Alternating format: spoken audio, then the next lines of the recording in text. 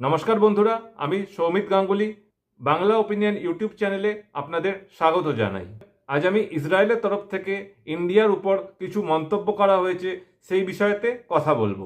India is a global super power and Israel is a regional power house. এই যে সেন্টেন্সটা আপনি শুনলেন, এটা করা হয়েছে ইসরায়েলের তরফ থেকে। এই মন্তব্যটা ইসরায়েল বলেছে। কখন এই কমেন্টসটা ওরা করেছে আপনারা সকলেই জানেন। ইসরায়েল থেকে ইসরায়েলের বিদেশ মন্ত্রী মিস্টার জিডিয়ন সার ইন্ডিয়াতে এসছেন। তিনি আমাদের ভারতের বিদেশ মন্ত্রী মিস্টার জয়শঙ্কর অ্যান্ড তার টিমের সাথে যখন দেখা করেছেন, মিটিং করেছেন, তখন যে ডায়লগের আদান প্রদান হচ্ছিল সেই সময়তে এই উক্তি তিনি করেছেন। এই যে ইসরায়েলের বিদেশ মন্ত্রীর ভিজিট ইন্ডিয়াতে হচ্ছে, এটার উদ্দেশ্যটা কি? বেসিক্যালি উদ্দেশ্যগুলো হচ্ছে অ্যান্টি টেরোরিজমের ওপরে কথাবার্তা বলা, ডিফেন্স কোঅপারেশন বাড়ানো আর ডিফেন্স টাইসের ওপর প্রজেক্ট সাইন করা। এইগুলো হচ্ছে উদ্দেশ্য। আর যে মন্তব্যটা করেছেন ইসরায়েলের বিদেশ মন্ত্রী, সেটা আমি আপনাকে পড়ে শোনাচ্ছি। India is the world's largest democracy and the fastest growing economy. India is the global superpower. Israel is the regional powerhouse. এরপরে উনি আরো কথা বলেছেন, সেগুলো মেন টপিক নয়। এই ভিডিওর মেন টপিক এই চারটে লাইনের মধ্যেই লুকিয়ে আছে। এই যে ভালো ভালো কথাগুলো ওনারা বলছেন, এইসব কথা শুনে আমাদের অধিকাংশ ভারতীয় খুব ভালো ফিল করবেন। কিন্তু আমাদের এটা জানতে হবে ইসরায়েল এখন এই সমস্ত কথা কেন বলছে। যেখানে ওদের সব থেকে বড় অ্যালাই ইউএসএ, তাদের সাথে আমাদের সম্পর্ক লাস্ট 6-7 মাস ধরে ডিফারেন্টভাবে চলছে। বলতে পারেন একটা কোল্ড ওয়ার চলছে। ব্যাপারটা খতিয়ে দেখার দরকার আছে। কথাগুলো যা বলেছেন সেগুলো কোনোটাই ভুল নয়। খুবই ভালো কথা বলেছেন, আর গোটা বিশ্ব সেটা জানে। ইভেন ওয়েস্টার্ন কান্ট্রিগুলোর যে বড় বড় জার্নালিস্টরা, এরাও সে কথা অনেকবার বলেছে। তাদের মধ্যে একজন খুব বিখ্যাত জার্নালিস্টের নাম মার্টিন উলফ, যিনি ব্রিটিশ নাগরিক, ব্রিটিশ জার্নালিস্ট। 2020 সালের পর থেকে উনি এরকম কথাবার্তা অনেকবার বলেছেন, যেগুলো ইন্ডিয়ার ফেভারে আছে। ইউএনের রিপোর্ট অনুযায়ী 2047 সালে ইন্ডিয়ার টোটাল পপুলেশন অলমোস্ট 167 করোড় হবে, যেখানে চায়না 132 করোড় থাকবে আর ইউএসএ 38 কোটির মধ্যে থাকবে। আর ইন্ডিয়ার জিডিপি যে গ্রোথ নাম্বারস, সেটা সমস্ত ডেভেলপিং কান্ট্রি আর ডেভেলপড কান্ট্রির মধ্যে সব থেকে ভালো থাকবে। এই জিনিসটা ইউএন রিপোর্টে অলরেডি আছে। আজ ইন্ডিয়া ঠিক সেই পজিশনেই দাঁড়িয়ে আছে যেই পজিশনেতে 1980-85 সময়তে চায়না দাঁড়িয়েছিল। গোটা বিশ্ব ওয়েট করছে ইন্ডিয়াতে একটা বড় ইকোনমিক বুম দেখার জন্য। এটা ইসরায়েলও খুব ভালোভাবে রিড করেছে। খুবই ডেভেলপিং কান্ট্রি, বুদ্ধি আছে, পাকিস্তানের মতন নয়, বাংলাদেশের মতন নয়। ওরাও এটা বুঝতে পেরেছে কার কার সাথে টাই আপ বাড়াতে হবে। এবার যদি ইসরায়েলের দিকটা একটু দেখে নেওয়া যায়, ইসরায়েল খুব ডেভেলপড কান্ট্রি। ওদের টোটাল পপুলেশন 1 কোটির মধ্যে, কিন্তু ওদের সাথে বেশিরভাগ দেশ ডিল করে না, ট্রেড ডিল করে না। ইভেন কিছু ইউরোপিয়ান কান্ট্রি যারা হোয়াইট স্কিন কান্ট্রি, তারাও অনেকে ইসরায়েলের সাথে ডাইরেক্ট ডিল করে না। তো ইসরায়েলের সব থেকে বড় অ্যালাই হচ্ছে ইউএসএ। এবারে ইসরায়েল এই 1 কোটি জনসংখ্যার মধ্যেই সব থেকে ভালো ডক্টর, সব থেকে ভালো ইকুইপমেন্ট, সব থেকে ভালো ইঞ্জিনিয়ারিং ফেসিলিটি, এই সবগুলো ডেভেলপ করে ফেলেছে।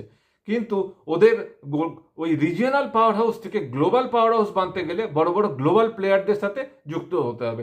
ওরা তো চায়নার সাথে, রাশিয়ার সাথে যুক্ত হতে পারবে না, কারণ ইউএস এর এগনেস্টে আছে এই দুটো কান্ট্রি। এখন ইউএস এর সাথে যদি ভালো সম্পর্ক কারোর থেকে থাকে এতদিন ধরে, সেটা ইন্ডিয়ার সাথেই ছিল। এই 6 মাসের কথা যদি ভুলে যাওয়া যায়, লাস্ট 25-30 বছর ধরে ইউএসএ প্রচুর ট্রাই করছে চায়নাকে কাউন্টার করার জন্য, রাশিয়াকে কাউন্টার করার জন্য ইন্ডিয়াকে ইউজ করছে ওরা। তো সেই হিসেবে এই ইসরায়েলের জন্য ইউএসএর পরে যদি একটা বড় অ্যালাই বানাতে হয়, সেটা ইন্ডিয়াই হবে। তার কারণ ইন্ডিয়ার কাছে আছে 140 কোটি জনসংখ্যা, যেটা 167 কোটিতে পৌঁছবে। আর ইন্ডিয়া হচ্ছে কনজামশন ফ্রেন্ডলি কান্ট্রি। এখানে যে কোনো বিজনেস খুব ভালো গ্রো করে। তো ইসরায়েলের এক্সপোর্ট ইনকাম খুব ভালো বাড়বে। ইসরায়েলের যে বিজনেসম্যান যারা ফান্ড করছে গভর্নমেন্টসকে, তো তাদের জন্য যদি ভালো করতে হয়, সেই জন্য তাদেরকে ইন্ডিয়ার রাস্তা দেখিয়ে দেওয়া হবে যে তোমরা বিজনেসটা ওখানে খোলো, ওখানে বিজনেস করো। এবারে ধরুন যে কোনো বিদেশি কোম্পানি ইন্ডিয়ার মাটিতে বিজনেস করবে, তারা তো পয়সাটা শুধু ইন্ডিয়াতে রাখবে না, তারা তো পয়সাটা নিয়ে ওখানেও যাবে।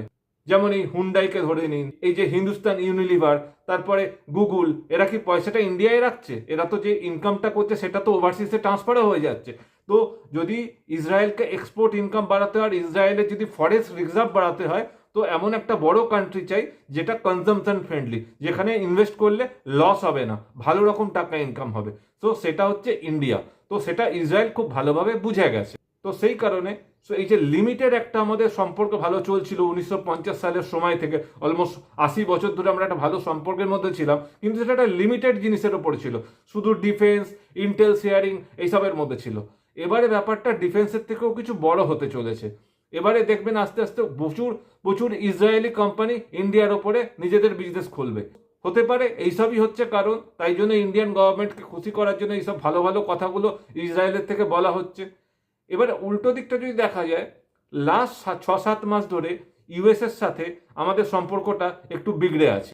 আর ইউএস এর বড় বড় জার্নালিস্ট, ইউএস এর বড় বড় ইকোনমিস্ট এই ব্যাপারটাকে একদমই পছন্দ করেনি। অনেক বিজনেসম্যান আছে, তারাও ব্যাপারটাকে পছন্দ করেনি, তার কারণ তাদের অনেকের ইন্টারেস্ট ভারতের ওপরে আছে। তারাও জানে ভারত খুব ভালো ডেভেলপ করবে। তো এই কারণে এই যে ট্রাম্পের সমস্ত নীতিগুলো, এগুলো ট্রাম্পকেই ব্যাকফায়ার করছে।